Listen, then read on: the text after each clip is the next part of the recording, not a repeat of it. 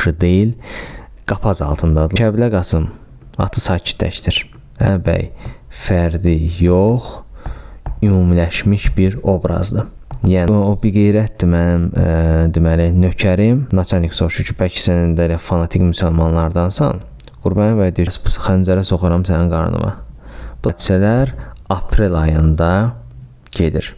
Bu videoda Qurbanəli bəy hekayəsindən tanış olacağıq. Qurbanəli bəy hekayəsi belə başlayır ki, burada əsas mövzu bundan ibarətdir ki, pristavın arvadından ad qoyma günüdür və bu münasibətlə böyük bir məclis təşkil olunur.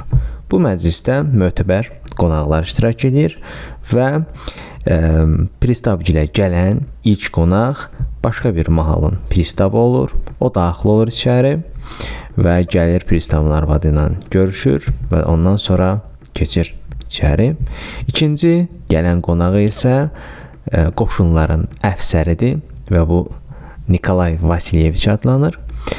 Həmin o Nikolay Vasilyeviç gəlir içəri, pristavın arvadı ilə yenə bu da eyni qaydada görüşür və keçir o da içəri. Qonaqlar belə-belə bir-bir yavaş-yavaş məclisə daxil olurlar. Və əsas gözlənilən qonaq naçalnik idi. Hər dəfə at səsi gələndə cəmaət elə düşünürdü ki, bu naçalnikdir. Hamı təşvişə düşürdü ki, bu naçalnikdir. Belə əl-ayaq olurdular. Lakin birinci və ikinci qonaqlar tam başqa adamlar idi. Üçüncü gələn qonağı isə bizim bu məşhur Qurbanəli bəy olur. Və bu Qurbanəli bəy kimdir? Qapazlı kəndinin mülkədarı, Qapazlı kəndinin sahibi. Və kəndin adından da o hiss olunur ki, bu kənddə kəndlilərin vəziyyəti yaxşı deyil, qapaz altındadılar və Qapazlı adı da elə buna bir metaforik bir göndərmədir. Qurbanəli bəy daxil olur içəri həyətə, bir iş gəlir onun qabağında ona ayağını yalayır və Qurbanəli bəy malades sabak deyir, keçir evə doğru, pristavın arvadını görür, başlayır əlindən öpür və deyir, mən nə qədər sağam, sənə qurbanam, sənə qurbandır bu canım. Elə buradan ilk bu cümlələrdən biz artıq onu hiss edirik ki, Qurbanəli bəy Qapazlı kəndinin mülkədarıdır.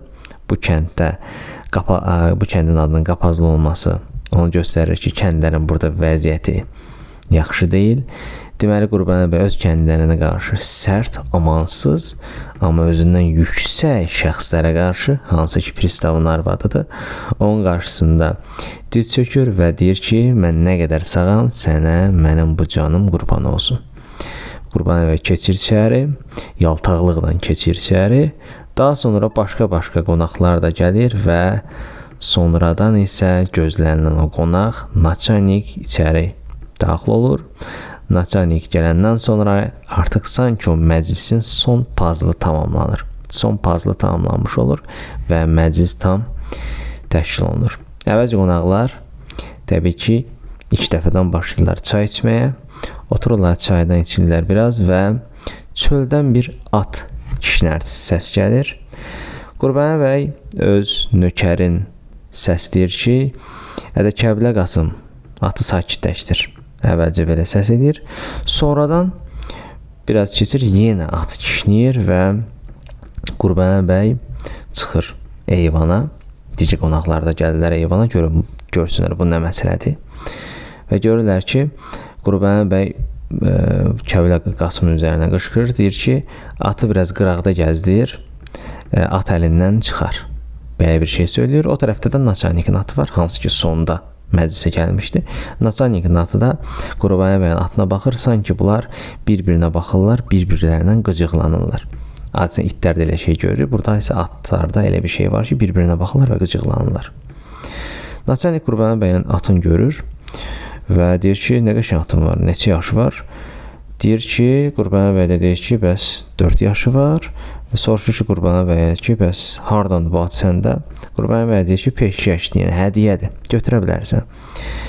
Naçalnik də deyir, çox sağ ol hörmətimə görə və həqiqətən də elə bu ilk baxışdan naçalnikin Qurbanəli bəyin atından xoş gəlir. Daha sonra keçirlər, artıq o eyvandan içəri keçirlər və başlayırlar yeyib içməyə. Başlayır, içkilər süzülür və hamı içməyə başlayır. Hər kəs yaxşıca içir, lakin Qurbanəli bəy əlini heç toxundurmur bu içkiyə. Deyirlər ki, ay bəy, sən niyə içmirsən? Və soruşurlar ki, bəlkə naçalnik soruşur ki, bəlkə sənin də elə fanatik müsəlmanlardansan. Qurbanəli bəy deyir ki, yox, əstəğfurullah, nə fanatik müsəlman? Biz tərəfdə bu içki qabına işarə edir. Biz tərəfdə bu içki qabına üskük deyirlər. Üskük nədir? Yəni qadınlar onu barmağına keçirirdilər və iynə sap işi ilə məşğul olanda barmaqlarını zədədən qoruyurdu. Və deyir ki, bu üskük kimi bir şeydir. Bundan nə içki içmək lazımdır? Və qonaqlar başlayır, gülürlər, pristavlar var, deyir ki, bəy üçün qəşəng bir dənə stəkan gətirin və bu stəkanda bəy həqiqətən də istədiyi formada içkisini içsin. Və bəyin qabağına bir stəkan gətirirlər, böyük stəkan gətirirlər. Bəy bunu görür, bu başqa məsələ. Başlayırlar burada içirlər. Bəy də qoşulur onlara. İçki, yemək və məclis belə keyflənmiş haldadılar. Sonradan artıq günortaya yaxın bunlar düşürlər həyətə və həyətdə kəndlilər, deməli kəndlilərin yanında kattalar olur. Hansı ki bu kattalar kəndlilərin başında duran şəxslərdir. Kəndlilərə məcbur edirlər ki, başlasınlar onlar yallı getsinlər. Yallı getsinlər sanki belə məclisi şənləndirsinlər. Onlar orada yallı getməyində olsunlar. Qıraqdan qonaqlar da onları seyr etsin, xoşhal olsunlar. Həyətdə də qəşəng süfrə düzülüb. Burada çayla içməyə hər cürə şey var. Quru yemişlər, quru meyvələr, çox şey var və bunları ərsəyə gətirən kəndlilərdir. Əslində, lakin o kəndlilərin o masaya əl uzatmağa belə hüquqları yoxdur. Və bu da onu göstərir ki, necə bir ədalətsiz bir sistem var idi həmin o vaxt, həmin o dövrdə və Cəlil Məmmədquluzadə o dövrdə yəni tək Qurbanəli bəyi tənqid eləmir. Testlərdə düşə bilən suallardandır. Tək burada Qurbanəli bəy yəni fərdi bir obraz deyil. Qurbanəli bəy fərdi yox, ümumiləşmiş bir obrazdır. Yəni o dövrdə olan bəylərin ümumi bir simasıdır Qurbanəli bəy. Yəni Qurbanəli bəyin sifətində onlarla bəy tənqid olunur. Qaydaq məclisimizə kəndlilər yallı gedirlər və Qurbanəli bəy görür ki, o tərəfdə bunun nökəri Kəblə Qasım əli cibində rahatca dayanıb. Gəlir Kəblə Qasımın yanına deyir, Kəblə Qasım, bu nədir belə? Cəmaət yallı gedirsən, nə yallı gedirmirsən? Bu da deyir, ay bəy, başıma dönüm, mən artıq yaşım o yaş deyil. Həqiqətən Kəblə Qasım yaşlı idi. Deyir, mən yaşım o yaş deyil, mən niyə girim yallı oynayayım? Qurbanəli bəy deyir, nə yaşım o yaş deyil, bu dəqiqə oynayacaqsan və onu başlayır məcburən qoşur yallı rəqsin içərisinə, özü də həmçinin qoşulur yallı rəqsinə, oynayır özü üçün və keyflənir. Deyir ki, orada pristavın arvadına, istəyirəm mən sizin şərəfinizə bir dənə qəşəng içki içim. Oradan bir dənə içkilər gətirirlər, çaxır gətirirlər. Qurbanəli bəy çaxırdan içir, daha da keyflənir və oynamağa başlayır. Sonradan deməli Qurbanəli bəy istəyir ki, Kəblə Qasıma da içkini içirtsin və Kəblə Qasıma deyir ki, sən deməli bir yerdə içki içməlisən. Kəblə Qasım da müsəlman idi, yəni dindar idi, namaz qılan adam idi. Onun aləmində belə bir şey yoxdur. İçkini heç vaxt yaxın buraxmazdı. Baxmayaraq ki, nə qədər də bəy ona desə də, lakin o yenə də öz inancına sadiq qalır və dirəşir ki, yox, mən içki içə bilmərəm, mənim inancımda buna qadağa var. Qurbanəli bəy görür ki, bu içəndir, əsəbləşir.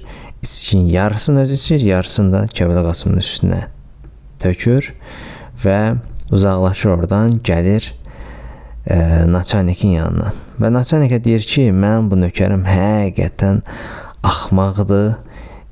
Deməli, nə deyir ona? Biqeyrət deyir.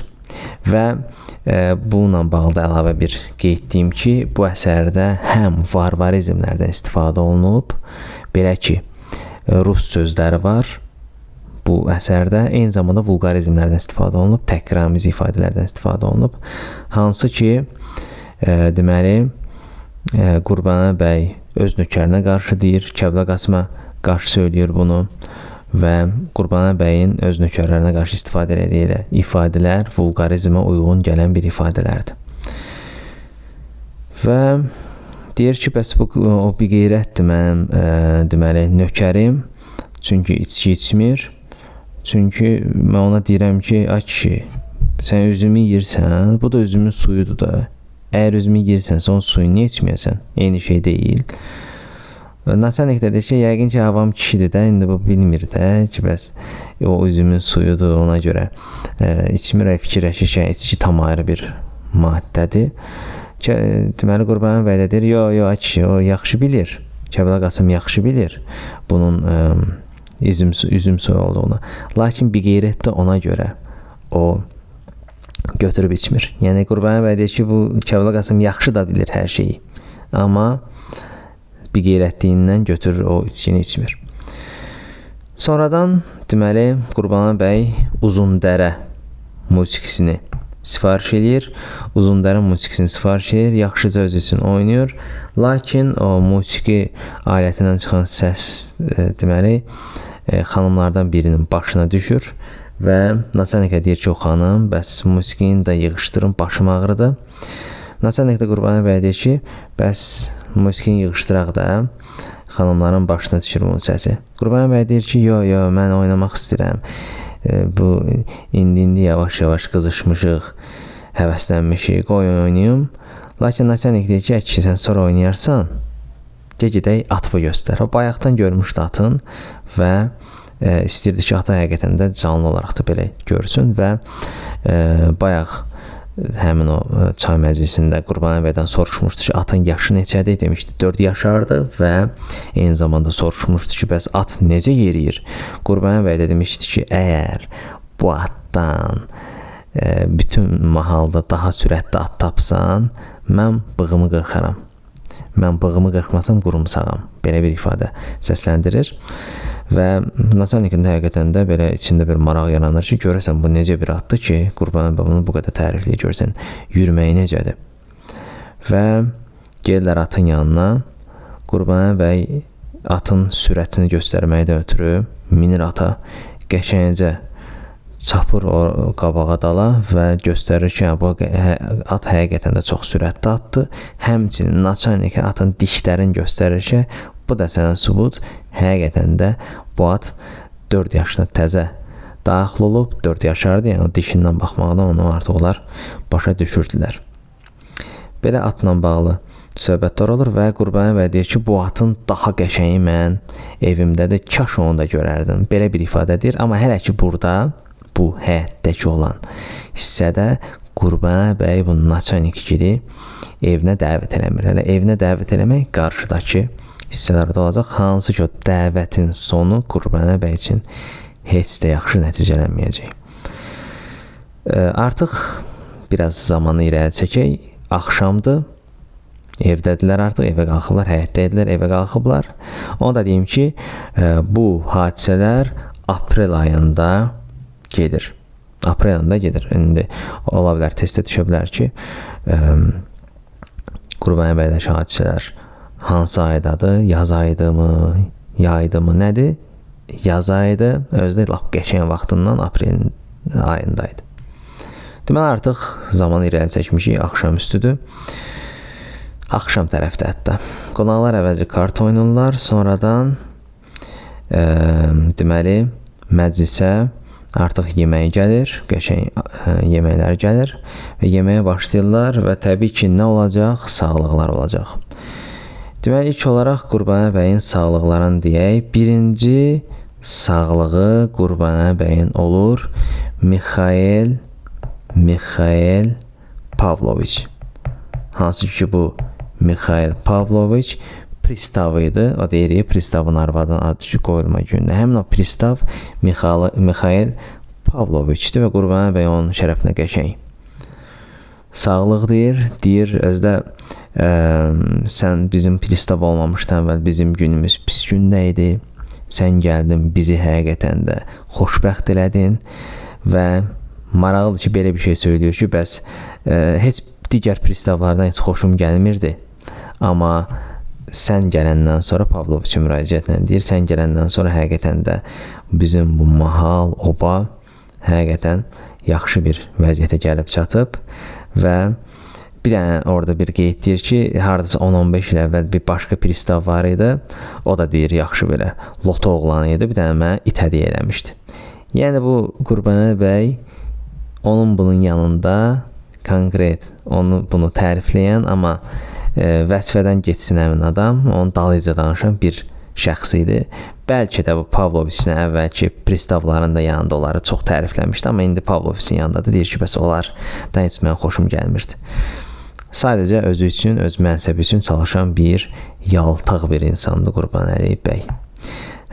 Pavloviçin şərəfinə qəşəngcini içirlər və sonraki qədəh qalxır naçalnikin şərəfinə. Yəni də bunu təbii ki, kim qaldıracaq? Yaltağımız, məddahımız Qurbanəli bəy. Qalxır naçalnikin də şərəfinə qəşəng bir sağlıq deyir və söylüyor ki, bəs səndən əvvəlki naçalnikləri də bəyənmirdim. Sən gəldin, bizim başımız həqiqətən gözəl bir şey gördü. Başımızı toparladın, belə bir ifadələr söylüyor naçalnikə və ondan sonra da içkisin içir. Bu ikinci sağlığı idi. Demək, ikinci sağlıq olur naçalnikə, birinci isə pristava olur. Və üçüncü sağlığı isə naçalnikin özü qalxır, söylüyor. Naçalnik o pristav qalxıb söylüyor. O isə sağlığı belə başlayır ki, bəs bunu da içək elə bir şəxslərin sağlığına ki, sabah bizim üstümüzə düşmən gəlsə biz narahat olmayacaq, çünki onlar bizi qoruyur. Bu da kimdir? Qoşun əfsəri idi. Nikolay Vasilyeviç və onun arvadı Anna Ivanova. Naçalnik pristavaların şərəfinə badələri qaldırır, içirlər və Qurbanəli bəy də təbii ki, bu söhbətə qoşulmalıdır.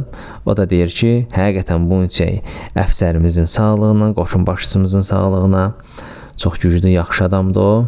Deyir, amma Qurbanəli bəy belə bir əlavə edir ki, mən ona görə onu tərifləmirəm ki, mən kimdənsə qorxuram. Deyir, kim mən üstümə gəlsə, onsuz xəncər götürərəm, onun qarnına soxaram. Və deyir, sadəcə olaraq o böyük şəxsiyyətli, böyük insan deyə onun sağlığına içirəm, amma mən düşmənlərdən qorxuram deyə onun sağlığına içmirəm. Belə bir ifadədə söylüyor və bundan sonraki şəxslərə də belə tez-tez badələr qaldırırlar, tez-tez deməli sağlıq deyirlər və sonradan qonaqlardan biri tez-tez düşə bilər ki, bəs Qurbanəli bəyin şərəfinə nə bilim pristav təklif elədi, naçalnik təklif elədi. Xeyr, kimsə təklif eləmədi onun sağlığına deməyə. Qonaqlardan biri deməli Qurbanəli bəyin şərəfinə deyir ki, gəlin bir sağlığı da onun şərəfinə deyək və onun şərəfinə içək. Və Qurbanəli bəyin də şərəfinə içirlər və Qurbanəli bəy artıq bundan sonra tam xoşhal olur. Təsəvvür edin, məclisdə yüksək rütbəli şəxslər sənin şərəfə sağlıq dillər və içirlər. Qurbanəli bəy bundan artıq belə dəli olmuş halda olur və deyir ki, çox sağ olun, həqiqətən sizin bu yaxşılığınızın qarşılığını verə bilmərəm. Buna görə xahiş edirəm, sabah gəlin mənim evimə qonaq. Qoy heç olmasa borcumu belə ödəyim, yoxsa başqa cür mən sizə borcumu ödəyə bilmərəm. Və pristav öz arvadına baxır, sonra əfsər öz arvadına baxır ki, bəs niyə gedək Qurbanəli bəy gedək? Bunlar razılıq verirlər, deyirlər, maraqlı adamdır, gedək görək. Bunların evində necədir? Hətta pristavın arvadı söyləyir ki, gedim görüm bəyin həyat yoldaşı necə geyinir, necə paltarları var. Yəni standart qadın marağı, qadın rəqabəti burada da özünü göstərir və razılaşırlar. Orada qonaqlardan yenə biri söylüyor ki, bəs bəy qəşəng müsəlman plovu bişirsə, gələrik qonaq olaraq. Bunu deyəndən sonra Qurbanəli bəyin beyni lap sönür. Çünki Qurbanəli bəyin güclü bir aşpazı var, Əlidir adı. Əli onun aşpazıdır. Deyir ki, bəs elə siz üçün plov bişirərəm ki, heç tarixi boyu elə dadlı plov yeməmisiniz. Mənim aşpazım var, çox qəşəng, çox dadlı plov bişirir və Suvutsunda indi adam axtarır. Kimi çağıracaq? Kəbləyə Qasımı. Nökər göndərir ki, get Kəbləyə Qasımı çağır. Gəlsin bura, o kişi təsdiq edəcək ki, mən həqiqətən aşpazım qəşəng plov bişirir. Nökər gedir, qayıdır. Deyir ki, bəs Kəblə Qasım yatıb. Qurbanəli bəyin beyni sönürdü. Nətər yatıb hə? Bu vaxt yatmaq olar. Əlini atır ki, xəncərə ki, bəs deyir, bu dəqiqə gedib indi onun qarnına soxacam bu xəncərə, əgər bura gəlməsə. Nəsə biraz sonra çağırırlar Kəblə Qasımı. Amma buna deyim ki, Kəblə Qasım çağıranda deməli pristavın arvadı ki, yaşlı kişidir, o yatsın da. Biraz rəhimli davranır Kəblə Qasıma qarşı. Qurbanəli bəy deyir ki, yox, onun haqqı yoxdur. Nətər yatmaq? Bu vaxt yatmaq yeridir. Kəblə Qasım nəysə biraz sonra, bir 3-4 dəqiqə sonra gözü şişmiş halda yuxudan durğuzublar, gətiriblər. Deyir ki, bəs Qurbanəli bəy deyir ki, bu vaxt yatmaq vaxtıdır. Bu xəncər soxaram sənin qarnıma, belə təhdid edir və sonra deyir ki, bəs bizim aşpazımız Əli var. Həqiqətən qəşəng aş bişirir. Bu yazıqdır, başım belə sakit təsdiq edir ki, yaxşı bir aş bişirir. Qurbanəli bəy özüm belə təsdiqləmiş halda deyir, gördünüz. Siz də mənə inanmırdınız ki, mən aşpazım qəşəng aş bişirir. Qonaqlar bunu həqiqətən də deyirlər ki, inandıq və deməli Qurbanəli bəy hər kəs artıq evinə dəvət edib, bütün hər kəs razıdır ki, sabah Qurbanəli bəy gedəcəklər. Nəysə məclis dağılır. Qurbanəli bəy minir atına, Kəblə Qasım minir yabısına və yol alırlar öz kəndlərinə, Qapazlı kəndinə doğru. Yol boyu Qurbanəli bəy yatır, gah oyanır. Kəblə Qasıma deyir ki, bəs bu xəncərə soxaram sənin qarnıma. Bu da yazıq, ya səsini çıxartmır, ya deyir ki, niyə ağa, niyə başıma dönüm? Nəysə çatırlar Qapazlı kəndinə, Qurbanəli bəyin mülkünə çatırlar. Qapını açır Əli, belə zırpı oğlandı, aşpazdır. Aşpaz necə olmalıdır, zırpı bir oğlandı. Qurbanəli bəy deyir ki, bəs bu xəncəri soxaram sənin qarnıma. Əli deyir ki, ixtiyar sənin dağa. Qurbanəli bəy girir içəri. Bəs orada Gülpəri var, bunların o da nökər kimidir də. Qadın bir köməkçidir. Qarabaş deyək. Gülpəri deyir ki, bəs ağa, bu vaxt niyə belə gec gəlmişsiniz? Bəs yoldaşın sənin üçün narahat idi yaman. Qurbanəli bəy yenə bunu təhdid edir ki, bu xəncəri soxaram sənin qarnıma Gülpəri. Girir içəri. İçəri girir. Gör arvadı uzanıb yatıb. Gəlir arvadın yanından deyir ki, bəs bu xəncəri soxaram sənin qarnıma. Amma arvadı yuxudadır, bunu təbii ki eşitmir. Sizə Qurbanəli bəy keçir, əynini dəyişir, girir, yatır, yigir yerinə yatır. Səhər tezdən olur, artıq səhər tezdəndir. Qurbanəli bəyin yoldaşı, arvadı deməli durur yuxudan, gəlir, həyətə düşür, görür ki, bəs Kəblə Qasımdır. Kəblə Qasıma deyir ki, bəs dünən nə qardınız, neynədiniz? Çox adam var idi orada. Nə danışırdılar?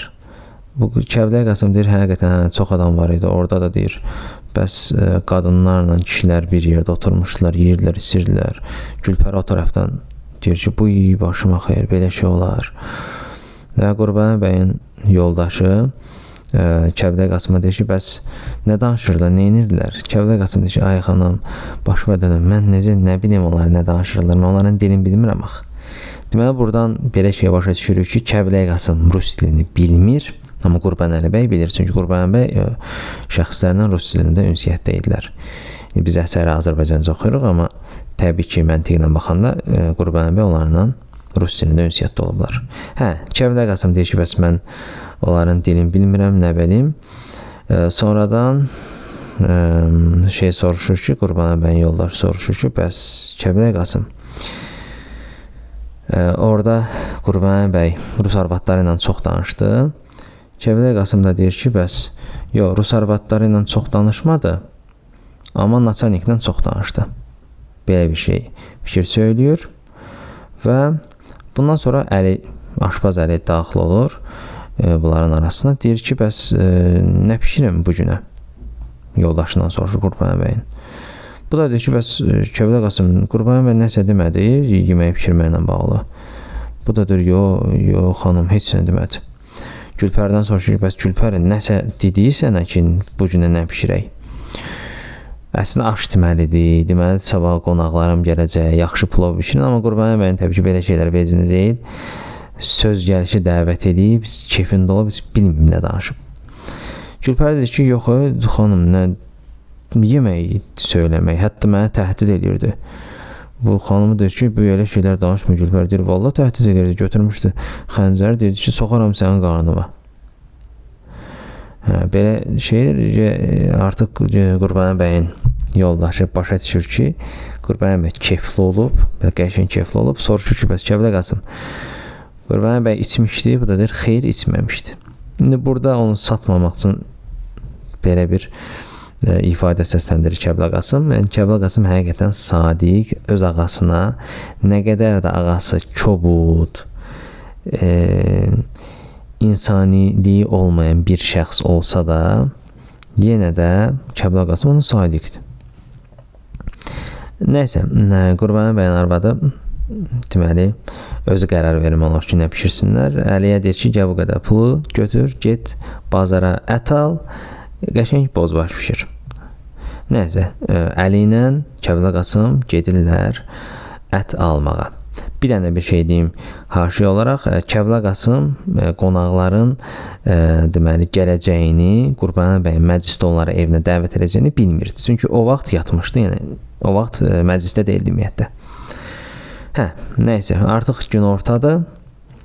Gedib gəliblər bu Əli ilə Kəblə Qasım əti də alıblar, nəsə qoyublar, bişir. Əli bişirir daha doğrusu, Əli qəşəng bişirir özü üçün. Və Kəblə Qasım biraz tut yeyir. Qurbanəli bəyin yoldaşı deyir ki, bəs çıxın oradan ağacı silkəliyin, yerə tut düşsün, elənisinə götürək. Əli çıxır ağacı belə silkəliyir. Gör o tərəfdən bir at da gəlir yaman. Əvvəl fikir vermir də, yəni kənd yeri də at olar da. İndi yola baxandan necə ki maşın görürük, normaldır. O dövrdə də indi atdı kənddə, kənddə atdı, normaldır. Amma biraz baxır görür, bunlar buranın adamlarına oxşamır. Artıq hiss olunur da, indi yüksək vəzifəli adamlar olanda bir başqadır duruşları, geyimləri, keçimləri. Və gör bir top adam gəlir. Deyir ki, bəs belə bir şey gəlir, üzü bu tərəfə doğru bir qrup adam gəlir. Kəblə Qasım çıxır, baxır, görür ki, bu dünənki məclisdə olan adamlardır. Bəs yoldaşına deyir ki, Qurbanəli bəyin yoldaşına deyir ki, bəs bunlar dünənki məclisdə olan adamlardır, bura gəlirlər, bilmirəm niyə. Qurbanəli bəyin yoldaşı deyir ki, bəs onlar deyir ki, bəy yoxdur evdə. Çünki bilir də bəy indi neçənci yuxusundadır, yatıb, bu dəm bəy kimin qabağına çıxa bilər ki? Bunu deyir və gedir özü Qurbanəli bəyin yanına. Bəs Qurbanəli bəyi oyadır, deyir ki, bəs dünənki qonaqlar gəlir. Qurbanəli bəyin belə yarı huşlu, yarı huşsuz halında nəsə elə bir ağlına düşür ki, bunlara söz verib. Qorxmuş halda cin belə bürünür o üstünə atdığı kəfən deyə, nə deyə, ədyala. Kəfən var bir şeydir də. Bürünür, qaçır tövləyə. Deyin, oturmuşsan da evdən, hara qaçsın. Qaçır tövləyə, gizlənir orada. Naçanikçi gəlir. Dünənki həmin o şəxslər. Gəlir, qapını döyürlər. Bəs soruşur ki, bəs Qurbanəli bəy hanı? Deyirlər, yoxdur. Deyir, nətər yoxdur? Bəs hardadır? Deyir, bilmirik, elə səhər tezdən çıxıb. Naçanik deyir ki, ay bala, bu bizi evinə dəvət edirsə, hara cəhənnəm olub bu, hara gedib bu? Belə sərt demir, amma belə fikirləşir. Deyir, hara gedib bu? Özünə də maralı gəlir ki, bəs bir şey var idisə, harası gedəcəksə, bizi niyə dəvət edib? Çox təəccüblü qalırlar, amma Naçanik təbii ki, at həvəskarı idi. Deyir ki, bəs gəlmişkən qoy Qurbanəli bəyin atlarına baxaq, cəhənnəmə, yolum, əziyyətimiz nəyəsə dəysin. Və daxil olur tövləyə. At birinci deməli ata baxır, görürəm bu Qurbanəli bəyin dünənki atıdır. Deyir, bəs bu atı buradadırsa, özü bəs hardadır? Sonra gedir indi o Qurbanəli bəy demişdi axı evdə daha qəşəng atım var. Dünənki atı gördü, indi daha qəşəng atı görmək istəyir. Biraz zərərləyir, görür orada Qurbanəli bəy uzanıb özü üçün belə matdım baxır. Bu da deyir ki, Rəfiq, sən buradaymışsən deməli. Nəysə, qonaqlar belə çox güman ki, ironik halda baxırlar Qurbanəli bəyə. Sonradan geri qayıdırlar, atlara minirlər və uzaqlaşırlar kənddən. Və bu da Qurbanəli bəyin ləyaqətsiz bir sonunu, yəni hekayənin əslində sonu Qurbanəli bəyin ləyaqətsiz bir formaya düşməsi ilə başa çatır.